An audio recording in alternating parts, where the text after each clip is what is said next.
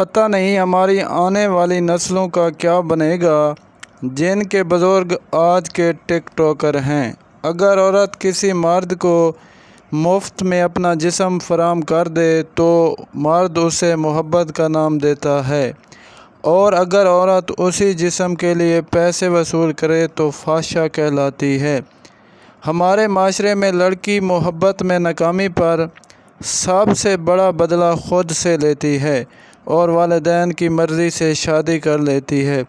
مرد بھی عجیب مخلوق ہے، جو سامنے آ جائے اس سے لاپرواہ ہو جاتے ہیں، جو چھپ جائے اس سے عشق لگا لیتے ہیں۔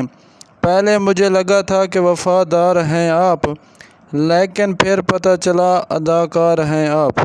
یقین کیجئے کچھ لوگوں کو پہلی محبت ہی قبر تک لے جاتی ہے۔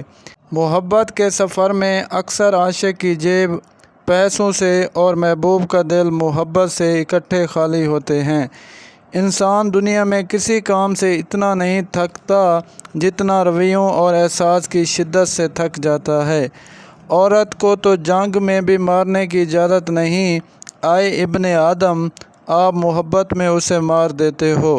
سنبھل کر رہیں ایسے لوگوں سے جو پہلے رو رو کر آپ کے درد پوچھیں گے، پھر ہنس ہنس کر لوگوں کو بتائیں گے۔ عورت کی فطرت ہے کہ وہ گھر کی خاطر بہت سی قربانیاں دیتی ہیں، کڑوی باتیں اور تلخ رویے تک سہ جاتی ہے، مگر جب اس کا ہمسفر ہی اس کو نظر انداز کر دے تو وہ اندر سے ٹوٹ جاتی ہے۔ عورت کا حوصلہ اس کا شریک حیات ہی ہوتا ہے۔